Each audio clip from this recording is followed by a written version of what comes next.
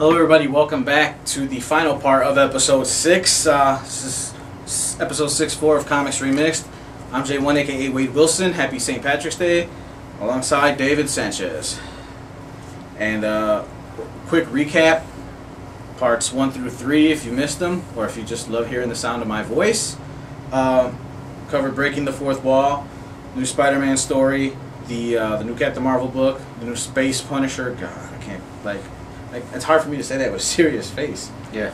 The new Extreme X-Men title coming out, because we need another X-Men book, Lord knows. What else did we cover here? The live Batman show, kind of like a play, kind of not type thing out in California. Go check that out if you're in the California area. We covered Zenscope Entertainment producing the Grimm Fairy Tales animated series. For more information, hit up Kickstarter.com and search Grimm Fairy Tales animated series. And as for episode 6-3, our debate was which X-Men or Avengers should die in the upcoming AVX storyline and why. So we had a couple good answers. We wanted to hear from the fans, and we still do. So any fans out there that want to partake in this and give us their opinions on who they think should kick the bucket. Kill Cyclops. Kill Cyclops. You heard it there. Kill him.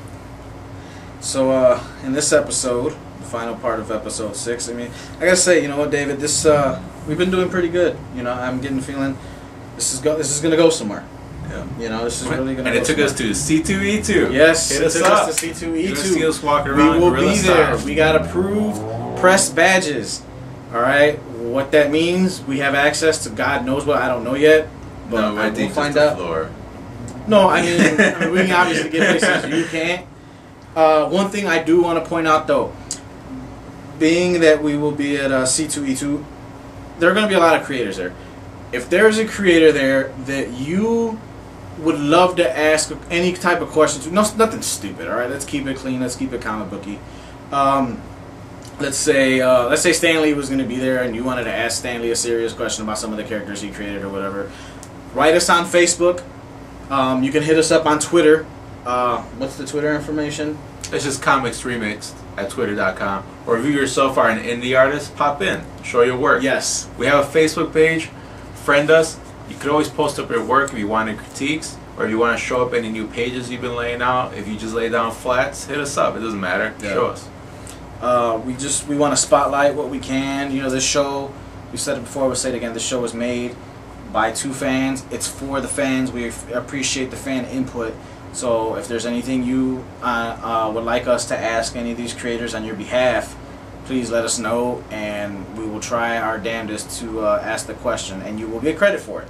Yeah, actually, I was just on Facebook talking with, I think it's Bleeding Ink Comics. Okay. His question was, is anybody out here having any advice for anybody that's doing tattoos but also wants to plug their book? And I was like, okay, just do a bunch of trade shows, do some quick tats, anything that's like low cost but really nice. At the end of the tat, give away a comic. Then he responded, David, I understand what you're telling, but I already put 95% of my money into printing out comics. And I was like, well, you make the money back from the tattoos. Here's the thing, my response was like, well, you could have just put that money into your booth, into all the costs for making the for making the tattoos, and then have your laptop and download a copy of your comic to people's phones. He didn't answer back. I don't know. So we got advice like that. Indies, hit us up. I have 2 years worth of advertising experience, still going strong. I work at a shop, obviously I can push your stuff. So hit us up. We're always happy to give advice before you do anything crazy. I mean, we're not professionals ourselves, but as fans we can give you fan insight, you know, what we see works, what we see doesn't work. Most of it's common sense. Yeah.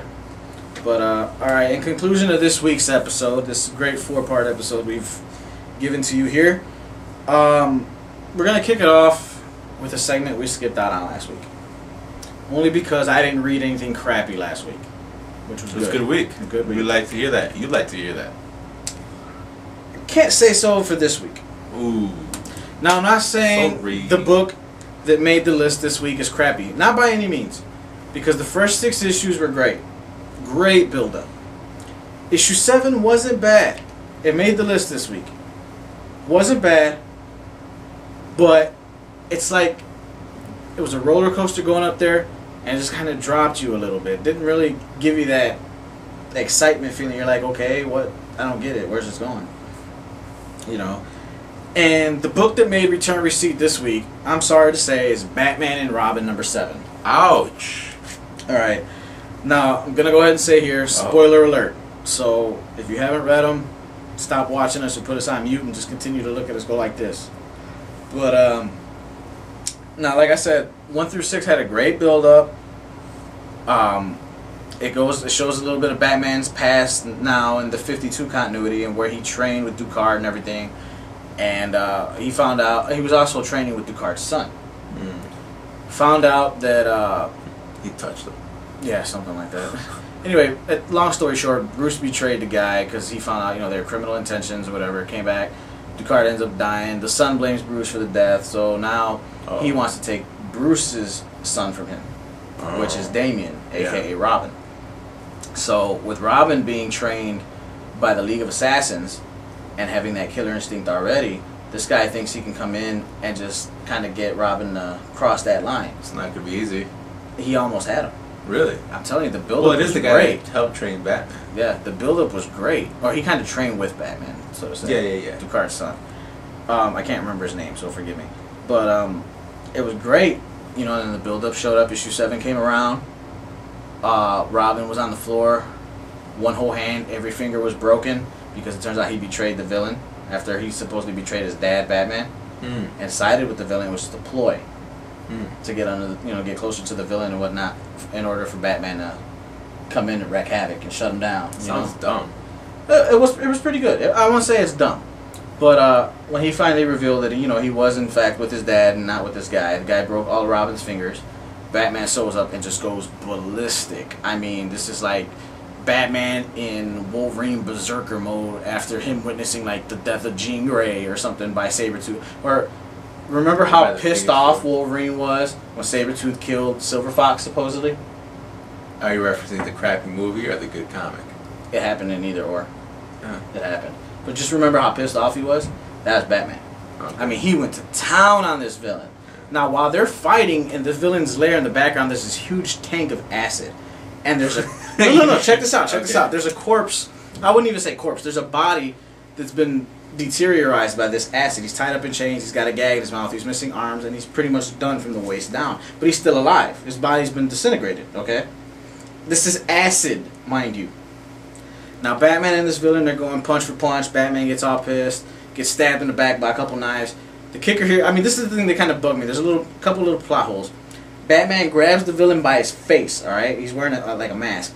He dunks him into this acid. And he holds him in there. He's like, you're gonna die, bitch, When they finally let him up, the bad guy's helmet is cracked. That's it. And then Batman's like glove is steaming, but it's not. Really? It's like, dude, this was acid. Well, you just had the corpse guy. That's one thing that bugged me. So then, I mean, at the end it proved, okay, Batman's still not a killer no matter how far you go. He was almost pushed to the edge. Well, no, it explains that some guy really doesn't know how acid works. That too. But check this out. This is where it kind of took a twist. So Batman decides to let the guy live. Alright, and he's like, no, we're better than that, Robin. Let's find a way out of here. This place is going to collapse. Classic scenario. I think that's funny. It's like, haha, acid proof. It's like when he has shark repellent. Exactly. So he looks at the guy, he looks at Robin, he's like, Robin, leave him, let's go. And Robin's not answering. He looks, Robin used that, like that. Death kill, like, bam, right between the eyes. Fucking killed his ass.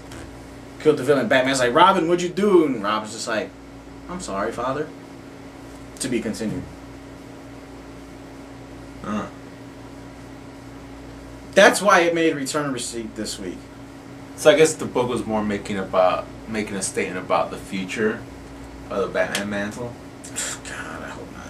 I think that's what it was, really. I just think it was more, like I said, 1 through 6. So it was kind of telling you something that you already know, because Damian had the killer instinct from the get-go. Yeah. I guess it's just assuring us, like, when Bruce Wayne dies, this is my shit, bitch. Technically, well, when he's old enough, yeah, because Bruce Lee... Even though we know Bruce Wayne died. Nightwing already took it over, but it's going to be like Nightwing versus Damian, which Nightwing will already be old, so Damian's going to kill his ass. Right. So, yeah. That was return receipt this week. Batman and Robin #7. And sorry, during our break, since we are in a comic shop, I was flipping through Incredible Hulk. The latest issue of Incredible Hulk. Spoiler alert, I guess. It's like it's a death of Bruce Banner. It was lame. Or is it? It was stupid. Or is it? No, it was. It was. Spoiler alert. Bruce Banner kind of goes Reed Richards-ish when he has like these gizmos to fight off and thwart the Hulk because they split up. They're both two different sentient beings. And at the end, I guess they're talking, some stupid crap, and he leads the Hulk, Bruce Banner leads the Hulk into this warehouse area where he touches him. He has a bomb there. Bomb. That's what he calls it, huh? He has an atomic bomb there, and it's like, and Bruce Banner comes to terms where he doesn't want to die, and then the Hulk's like, well, it's going to kill you, I'm going to be just fine, you know, it won't kill me, and Bruce Banner dies. I'm a bad mofo. It explodes, Bruce Banner dies. It was dumb. And I guess that's why that made the return receipt this week. Great illustrations, though. It was, what's his name? Willis Portacio? Yeah. I don't know how to pronounce his first name. Something like that. But it was the guy from Image. It was him. He did that. Yeah, great. That's why it was good. Great illustration. But yeah, there you have it. Good change up from Silvestri. Very good change up, yeah. Because Silvestri tried to do the sketchy thing with. It just wasn't working. The guy who was doing the colors has a watercolor style, so it really wasn't working out. And the guy who stepped in really took the reins on that one, though. So there you have it. Batman and Robin #7 and Incredible Hulk #6. Buy at your own risk. Incredible Hulk did have one of those sneak peeks to AVX, which is okay. It was decent. Every Marvel book has that right now. Yeah. Wolverine's pouting. Wolverine's in pouty mode. Expect that. He's sitting in the chair crying about Jean Grey. Boo-hoo. Alright, moving on. David, you want to take this reign? Show us what we got for this week's version of The Spotlight. Today we're spotlighting this new book, The Art of George Perez, put out by IDW. God, you guys are licensing a bunch of crap. But George Perez has always been one of my favorite artists. A great coffee table book. Takes you through all of his DC work, the stuff he did, the raunchier stuff from Monty Python. You guys remember Malibu Comics? You guys remember that? Yeah, there's some of that stuff in here. Of course, some of my more favorite stuff is Sweeney Todd. There you go. All right. Yeah, so we have the extra change. How much is this costing here at Dreamland Comics? This lovely hardcover can be yours for the low price of $49.99. Yeah, it's a great coffee table book, great art. And you can get it signed, dude. George Perez ain't hard to find. No, he's not. And he's a great guy. He's very personable. Yeah. Yeah, he's great with his fans. What's the word? Personable and approachable. Oh, he's either one. Gotcha. Never heard the other one. Never heard the other one. No, go with approachable. Okay, I should have gone with approachable. But yeah, great artist. He is the DC encyclopedia. Could draw you any character. Pretty much. Could, you know. That and Avengers. It might be his roots, his Hispanic roots, where he does a lot of muralistic type work, and he's used to fitting so much within a panel. Could be. Either way, I respect it and I love it. George Perez. There you have it, George Aces, Perez. brother. This week's Spotlight. Now we're gonna go ahead and end the show same way we always do, with hardcore nudity. Comics in the Flash, the 60-second send-off. Where the hell did you get hardcore nudity from that? I don't know. I thought that's how I've been ending it. You have a bathroom, right? Okay, never mind. Alright, man. And here I go, 60 seconds. There you go. Both issues sold out.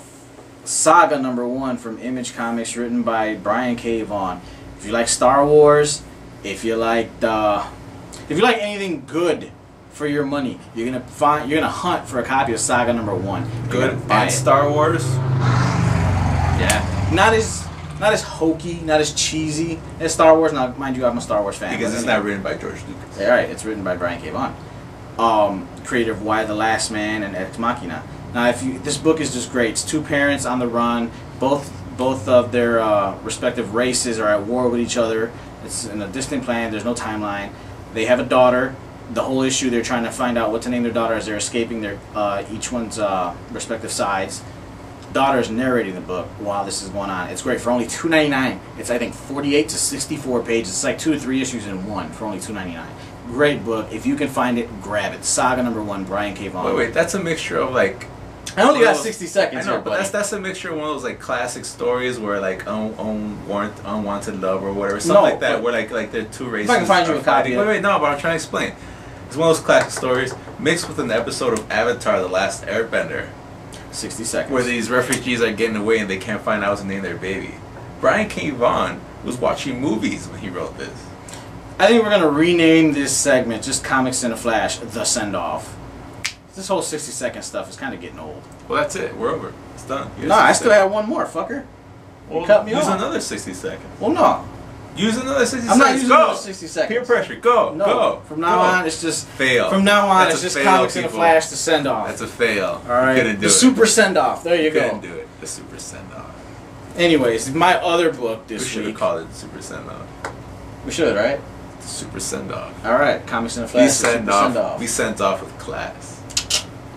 By two asses. Anyway, the other books for this week were Suicide Squad from the new DC New 52 numbers 6 and 7. The issue number 6 was subtitled The Hunt for Harley Quinn. If you guys can see it, we've got it sitting right back there. You can come down and grab it. That's another sold out book. We've got it for the low price of 15 bucks. So it's The Hunt for Harley Quinn / Origin of Harley Quinn. They twisted the origin a bit from the way we remember her being in the older Batman books, because you know they redid the continuity and whatnot. And then she falls in love with Joker. Yeah, I mean she still kind of does. I'm not going to spoil it. It's kind of a great twist. Issue 7.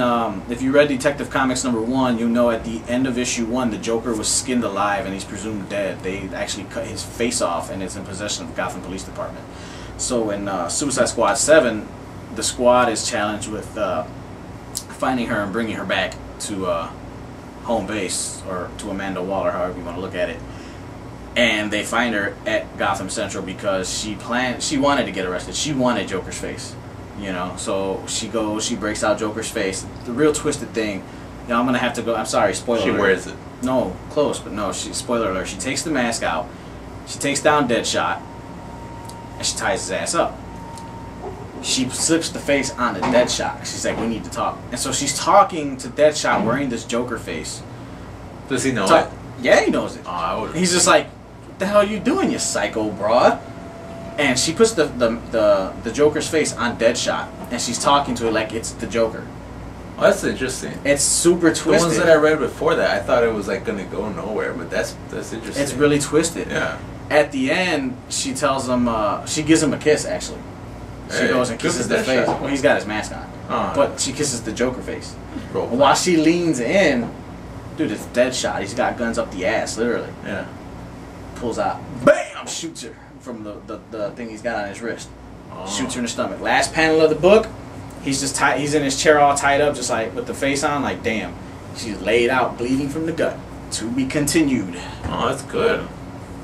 That sounds pretty good. Yep. Now I have to continue reading it. Yeah, now you do, or you can just wait till next. See, now the thing is, and I've said this on my personal Facebook page. It's been a long time since I read a book, and I says, damn, now I gotta wait a whole nother month to see what happens. Yeah. That's one of them. I want to know what happens.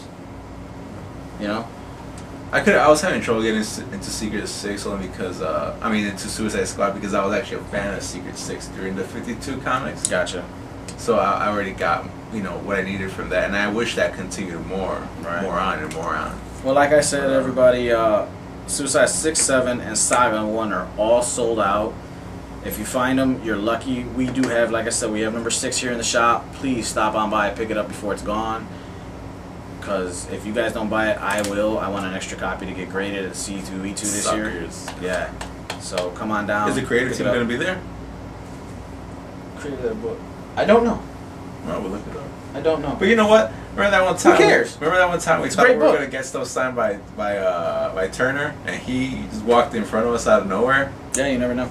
And like, there's still 26 days till C2E2, so who knows? I mean, the guest list is being updated constantly.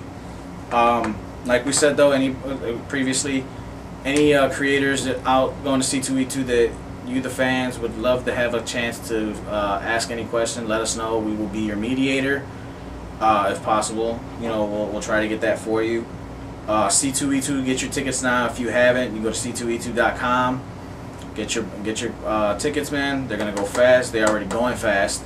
We hope to see you there April 13th, 14th, and 15th at McCord Place, downtown Chicago. Is Sunday still Kids Day? I don't know.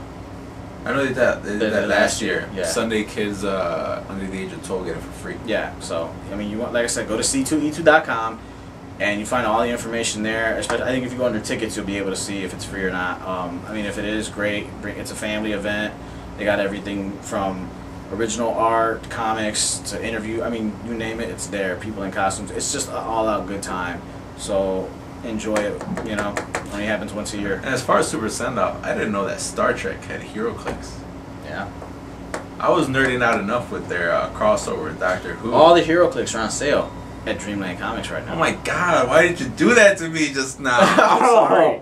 I forgot. I totally forgot. Nobody's bought them. Dude, check this out, everybody. Right now, all booster packs are only $8. Son of a bitch. All the singles are 25% off. So I'm taking you'll be doing some shopping before I shut the store down. Huh? Possibly. All right. Well, that's it. I think we've covered everything. We covered the C2E2, covered the Zenscope stuff. I mean, is there anybody else you wanna? No, I think we rolled. We pulled those through a lot of things. So, anything else you guys would like to cover? You want to talk about anything? Talk shop on our Facebook page. Go ahead. Or on Twitter. Yeah, we have some pretty nice threads going on lately. So hit us up. Yep. So, we should also have our website up and running before C2E2 also. So if we do, obviously, we're going to let you guys know that.